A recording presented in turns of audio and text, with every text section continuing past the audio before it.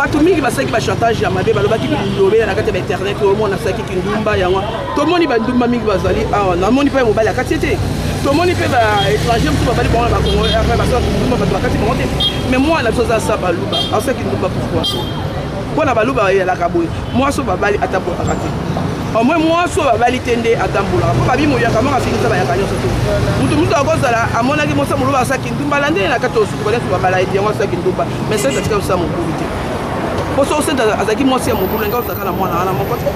Voilà, décision amino baluba bozolo banini pona likambango parce que nabi baluba basala ka jeter na bana na bango. Bubungisi ya bino ndeko. Bino pe atanga mama kulutune na otinda kasonda te. Na otinda ngo. Oh papa na ko mwana na telaki bakoko na mona kakoko mwa mwasi. Babi mwasa tonga mboka te. Po na biso baluba mwa mwasi so aboti mwa mwasi mwana na za baba. Mais mwana mobali asala ka échelon. Voilà, si vous moi Zabi, moi ça n'a biso. Tout le monde est présent sinon. Bon, moi la lobby. 001 quoi. Nya se banda awa internet awa Facebook awa Google awa. Donc Raf Ngindu le présentateur la force créative Congo Promo. Congo Boroto ça la force militaire na Congo Promo. Congo Kande le ber wata. Mais pendant sikoyo ba fils tout bangini. Moi allez voir Congo Promo, tv5.com. Raf Ngindu, Congo Promo Nde. Donc au nom de Jésus-Christ, nous bénissons le Congo Promo. Amen. Congo Promo. En tout cas, bisous de Kinzambete, Moboulou. Avec Raf Ngindu, Congo Promo ne tombera jamais. Malala et parole du maître. Piccolo Congo Promo Nde. Congo Promo deux fois avec le boss Raf Ngindu qui tape. Ouais, balobi Raf Ngindu. Congo Promo toujours, grande puissance. Comment nous bénissons Congo Promo. Mais c'est la chose que ça Raf Ngindu. Congo Promo. Congo Promo qui t'orcos net na film. Congo Promo babunda na nango. Babunda na nango. Ce qui est tous à Boston on a Raf. Congo Promo. Monde entier international. Congo Promo numéro 1. Chers amis internautes de votre grande émission que vous aimez beaucoup de Babango avec Yves Iban Tos gagne ça à la fin du directeur des infos La Fureur de Vaincre. La série continue toujours dans votre site que vous aimez beaucoup Congo Promo TV avec les boss américains Raf Ngindu et Boss Boston. Voilà, merci à vous. Donc je pense que vous avez déjà remarqué que nous sommes ici à l'espace Bovan et pas Picor, il y a de Konabiso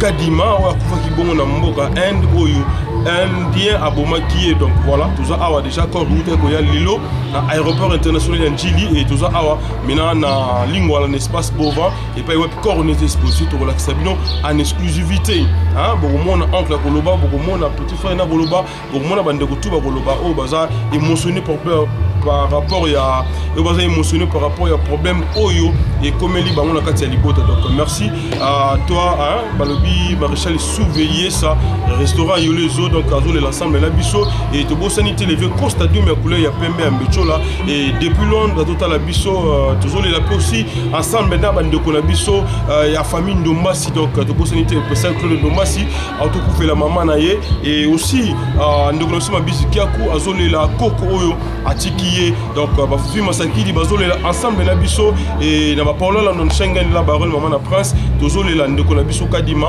et boyebi ezaki c'est tout un procès pour que corps lelo eza la ville qui tient savoir là tout ce peli et de kotika bino na bokasité toujours ya reste quand les sipo pour cameraman pour que to kende directement total comment makamuzo leka na exposition ya corps ya ndoko na biso kadima. Voilà, merci à toi aussi hein balobi kaba mochiku na les champions na kata Switzerland ainsi que Alex Mwini Paulo Everett total la biso depuis Londres Galba Peleo et Tumumba na Ngwaka. C'est parti.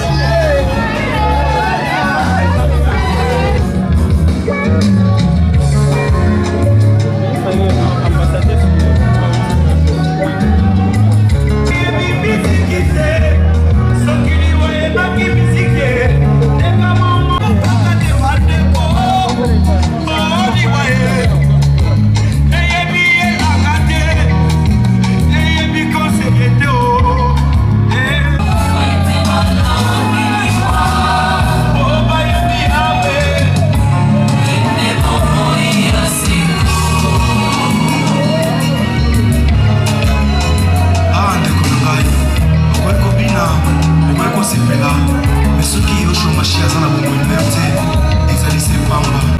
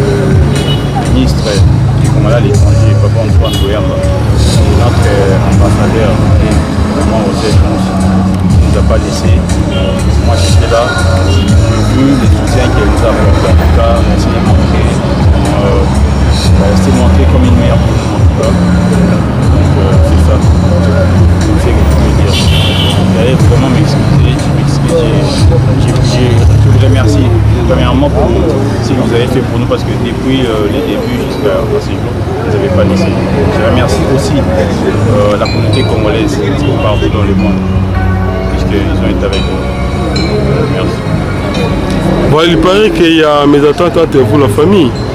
Il n'y a pas de... Bon, comme congolaise, je ne suis pas pas grand chose à dire parce que pour être humain, pour être raisonnable, en quelque sorte aussi intellectuel, c'est un Indien qui a commettre ce qu'il a fait, mais bon, on ne peut pas dire que on ne peut pas généraliser, moi je ne peux pas pousser les gens dans un membre ou quoi que ce soit. Donc là, par là, j'ai pas grand chose à dire. Vous allez m'excuser. La famille, moi je sais pas, on a ça, c'est moi qui vais la maman, on a dit, donc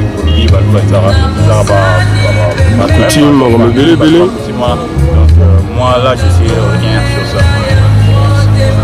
Merci. Nous, on a Jésus-Christ, on fait des choses pas normales. On a voyé Jésus-Christ, on ne voit pas pour l'instant, moi, je suis l'enfant est au pays. Ah, vous allez dans mon été?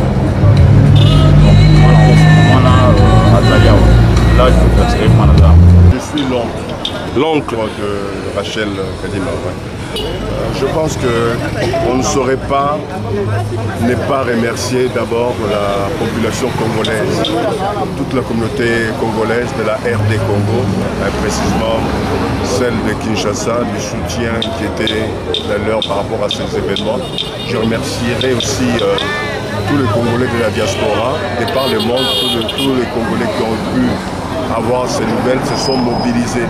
C'est grâce à leur mobilisation et à la mobilisation des médias, qui sont les vôtres, que nous avons pu, je pense, en partie avoir le soutien, l'appui du gouvernement.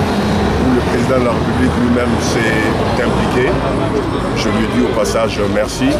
S'impliquant, tout le gouvernement s'est impliqué. Nous avons travaillé d'arrache-pied, d'abord avec le vice-ministre de la coopération, Moadi Madina, et ensuite avec le vice-ministre chargé des Congolais de l'étranger, à la personne de Boyamba, Antoine.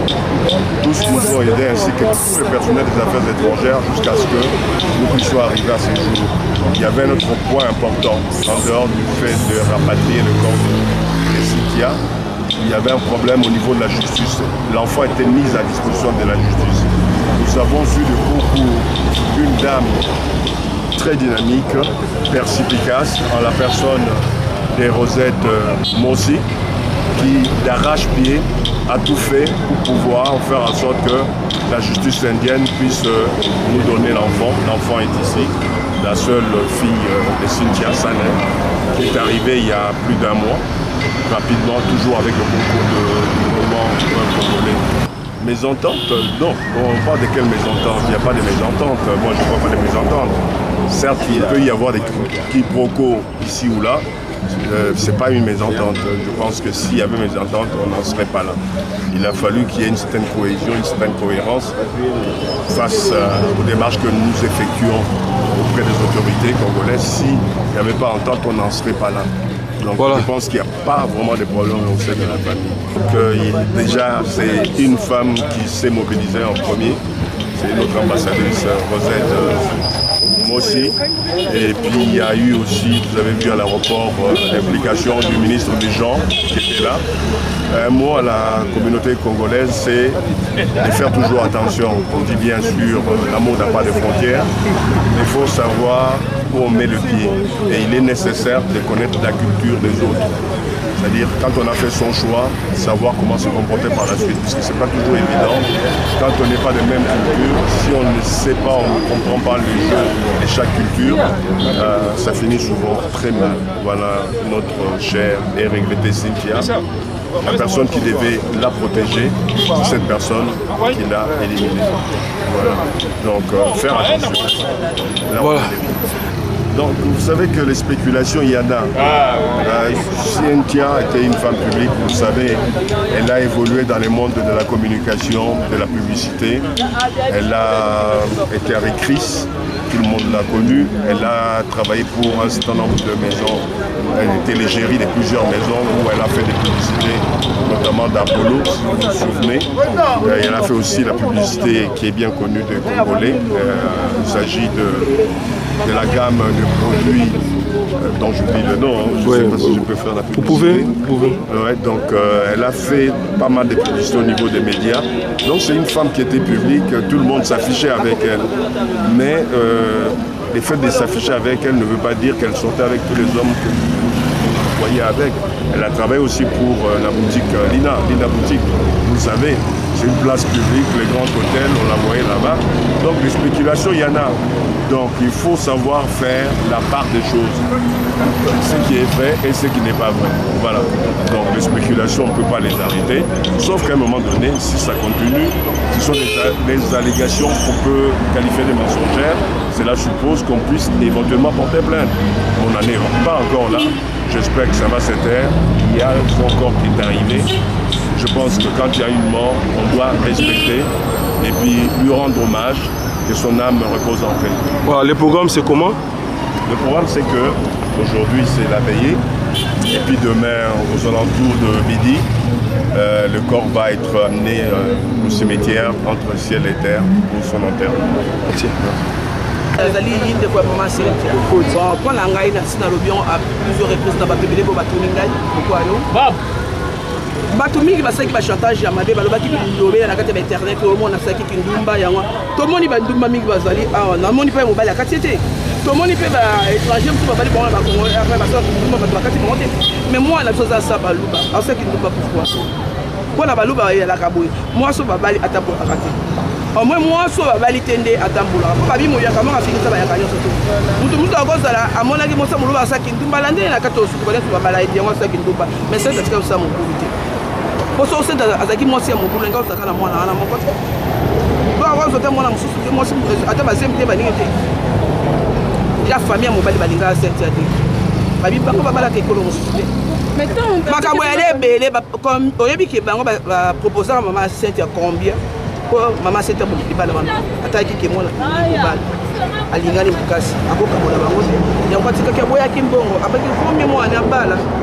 Que attends que bino qui bala bible kabola kate pe ba kone amoto mo pe bala te soto bito zonga na bible so bomoni que Adam na Ève basalaka Adam après ba yo sala Ève comme moi aussi bon donc bagenda ko liambuma babata manga nzambe boye bango tango babata maki nzambe le nzamba yaki abengaki Adam azokisela nzambe ni habité na ta ko bata matuni ko bata manga poane opo na motakala tunake ndeni nolobi ke na ya motakala abi opo mwasi oyo pesa kingai opesa ka mutu mwasi te po imposer un problème depuis bible poser un problème po on est pas pesa mutu mwasi mwasi ba pesa ka mutu te soki deux personnes basi balingani tika bango babi eta mwana so balingi kosimba moto tika simba moto so aziki ne moka koye opo pesa boni ba deux personnes ya liwa vraiment hier on va la regretter pour peu comme des lobes alors bon ça on va la que science na inde sera qui nzoto ya mwasi pour tout monde en mingi d'hôtel basi na Nigeria bato musu ba ko ki si babine ka mwasi na oka mwasi pour tout ça musu ba ngana ko sa mwasi mais na ko sa mwana te c'est quoi to ko ye ba suite ya mobile des parce que le pas que azaki arrêté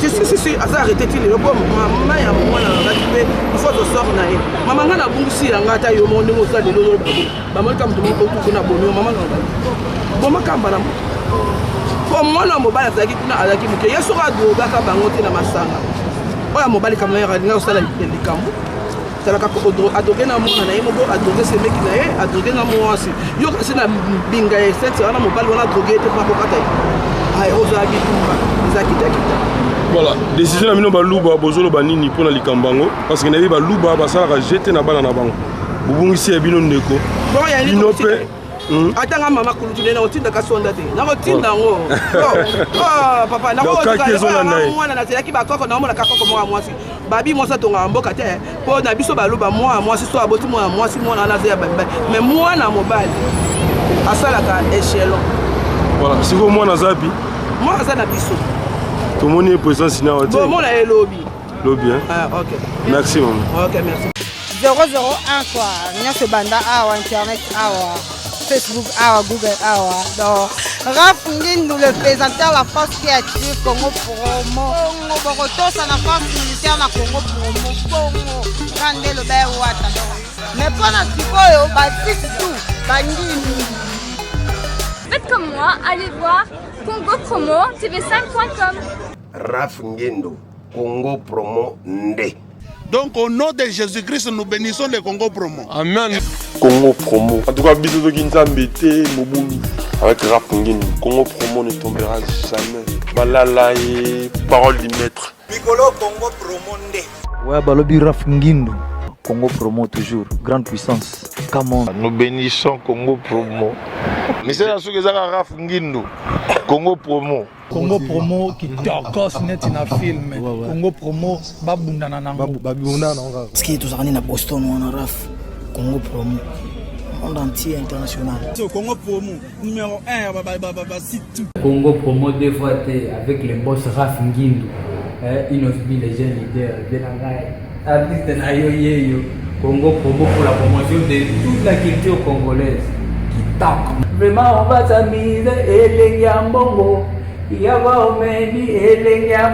Congo Promo, c'est vous qui payez l'addition et les Yambongo. Donc au nom de Jésus-Christ, nous bénissons le Congo Promo. Amen. Volanda Congo Promo donc si tu es quelqu'un qui tout Congo Promo donc batika au vivre. Tara Congo Promo, to kota partout. Bango ba limiter monsieur le kota partout. Donc on a suivi Congo Promo numéro 1 site tout. Congo Promo. Ouais. Au Congo Promo avec Congo Promo né au site pendant ma BT pena pour ça site dans niveau des États-Unis des fois Le Congo Promo TV Raf Ngendo number 1 babi 001 dans la state niveau matoso aux États-Unis. Il faut avoir boy, il faut avoir les États-Unis. Tout le monde a mis sur le terrain, tout le monde a mis sur le terrain, tout le monde a mis sur le terrain, et que